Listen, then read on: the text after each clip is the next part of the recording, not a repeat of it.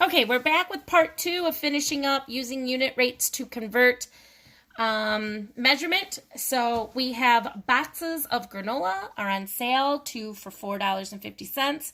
There are 12 ounces of granola in each box. What is the unit price per pound? So I took this, okay, step by step. And so we know that 2 boxes are $4.50. Each box is 12 ounces. So 12 plus 12 means we know that there's 24 ounces for $4.50. So I started realizing that 16 ounces is a pound. So I need to make this number smaller. So 24 doesn't go divide into 16 easily. So I guess I'll just show you my work. I created a double number line, one with ounces and one with money. Now, why did I choose to count by fours? Well, I looked at the two numbers. I'm going from 24 to 16. So I was kind of thinking, like, what's a factor or what's something that goes multiplied or is divided into each of those? And I realized they could each, 4 times 4 is 16 and 6 times 4 is 24. So why not count by fours? So 4, 8, 12, 16, 20, 24. I know at 24, that's $4.50. So that means I have 1, 2, 3, 4, 5, 6 spaces or tick marks I need to get to $4.50. So what is $4.50 divided by 6? And so 6 goes into $4.50, 75 cents. So if I increase by 75 cents, I know at 16 ounces or 1 pound, it costs $3. So 1 pound is $3.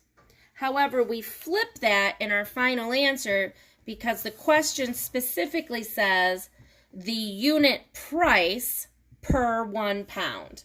And so I just flipped that ratio to put price per pound. All right, next, Sam is delivering 2 refrigerators. They each weigh 105 kilograms, the metric system.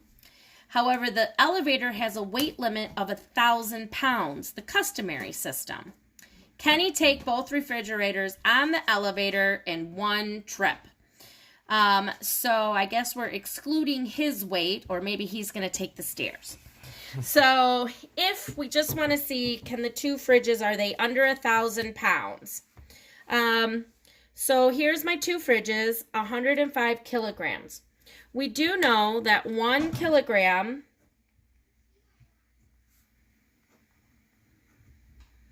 equals 2.2 pounds. 1 kilogram is the same. We have a total, 105 plus 105 is a total of 210 kilograms. So if we multiply by 210, and today we're just verifying with our calculator, 210 times 2 2/10, we see that both the fridges weigh a total of 462 pounds. So is 462 pounds less than 1,000 pounds? And yes, and guess what? As long as he's under 500 pounds, he can also ride with them.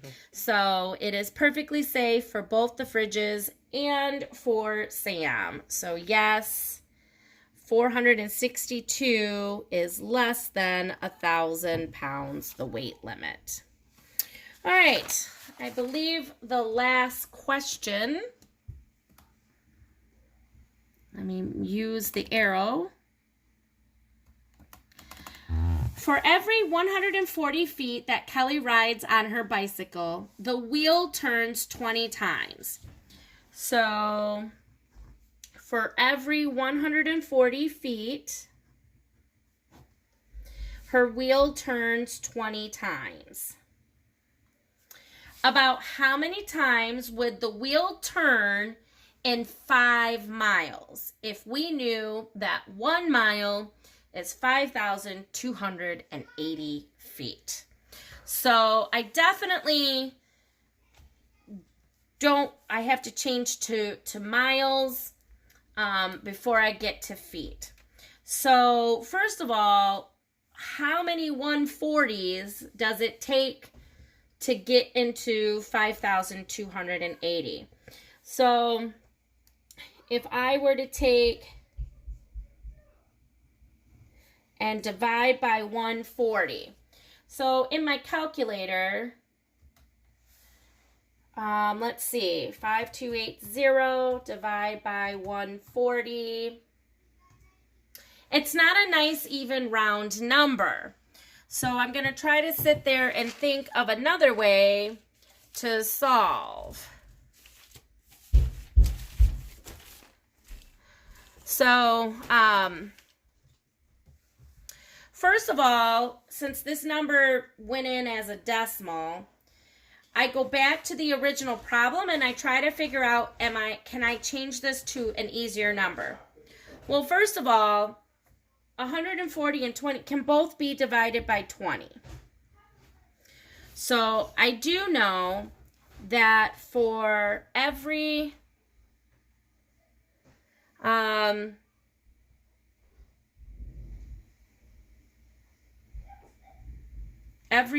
feet is about 1 time on the wheel. So every time her wheel moves, she can go 7 feet. Now, can that go into 5,280? So 5,280 divide by 7. And, well, I still get a decimal, okay? So maybe for this purpose, we round it. So it said the word about, and usually when it says about, that does mean to round. So if I were to look at this 754.28, now it doesn't tell me round to the 10th, round to the 100th, round to the whole number. For this purpose, let's just round to the whole number. 754.2. The 2 affects the ones place, the tenths.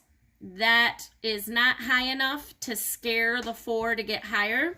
So if we were to round, and again, I use that squiggly mark, that means in about 1 mile, it took me about 754 times to do that. So if I take that 754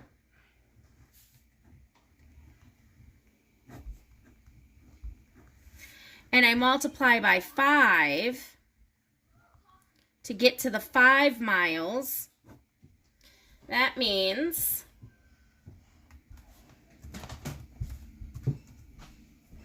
approximately 3,770 times my wheel would go. So how many times does my wheel turn? Somewhere around 3,770. And that was rounding to the whole number. If you got a little bit different number because you rounded to a 10th, we should all get somewhere around here between 360 and 380. All right. And so I believe that's it. So our next lesson, I'm going to go over all 3 of the percent pages.